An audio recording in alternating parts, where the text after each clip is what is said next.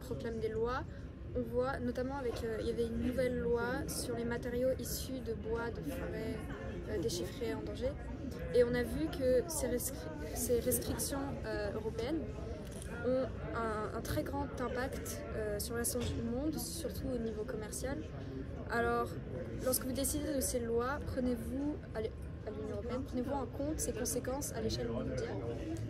Absolument, quand l'Union européenne, dans la préparation de ce genre d'initiatives, des lois, il y a vraiment tout ce qu'on appelle un impact assessment. Alors il y a vraiment tout un travail qui est fait là en avant, qui essaye de vraiment, on peut pas non plus, on n'a pas la boule de cristal, mais qui essaye vraiment d'investiguer, faire des analyses sur les impacts, et pas seulement au niveau de l'Union européenne, mais aussi au niveau mondial. Dans les cas possibles, évidemment, c'est pas toujours à 100% correct, mais en effet, c'est un travail très, comment on dit, très,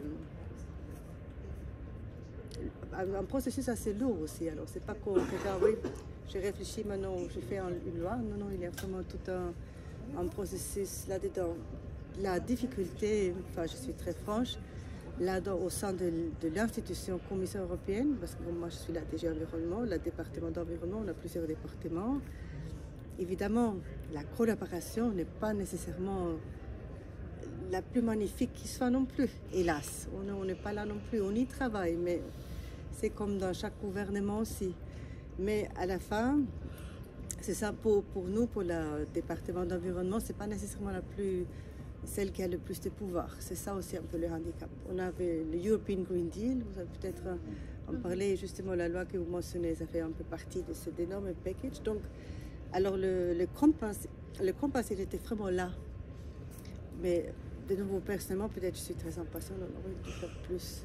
Mais le problème est qu'on avait, enfin notre département n'a pas eu les ressources qu'il faut pour vraiment le faire mise en œuvre de toutes ces bonnes idées. Donc, mais ça, c'est tel qu'il est, mais il faut pas lâcher prise et vraiment garder bien ce compass.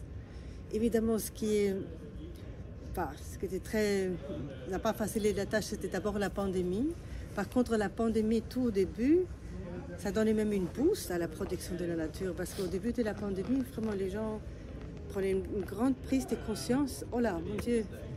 Quand tu étais enfermé dans ton appartement longtemps et à la fin, oh mon Dieu, je peux aller dans un parc. Alors finalement, on a besoin de ça.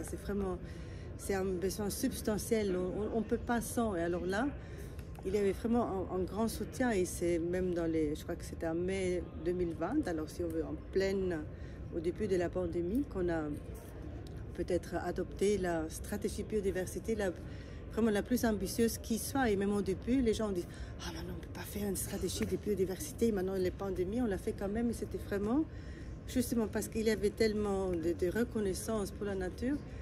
Ce qui est un peu triste. Maintenant, on est en 2022 et les gens commencent déjà un peu à oublier de nouveau. C'est incroyable. Alors, il faut toujours rappeler, par exemple, ici maintenant, dans le Global Biodiversity Framework, on doit se battre pour que le health est mentionné. Est-ce qu'on peut s'imaginer ça? C'est juste une petite anecdote, mais on va voir un peu comment ça se termine. Mais c'est vraiment, c'est dingue parfois la vitesse, comment on retombe dans les vieux habitudes qui n'étaient pas les bonnes.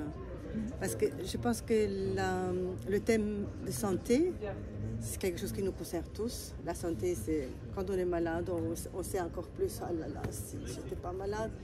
Et alors quand on se rend compte à quel point que notre santé est étroitement liée avec la nature, alors là, la protection de la nature a tout un autre... ça devient du coup vraiment une priorité très haute.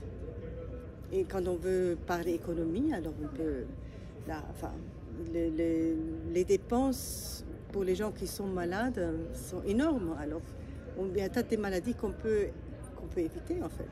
Et ce sera quand même dans l'entrée de tout le monde, sauf l'industrie pharmaceutique. Ah, lol. Mais si on parle de citoyens, alors pour eux, avoir une bonne santé, je pense que là, ça tout le monde comprend. Je peux dire, la biodiversité, c'est pas mon truc, ça m'intéresse pas, mais ma santé, ça m'intéresse tout de même. Donc,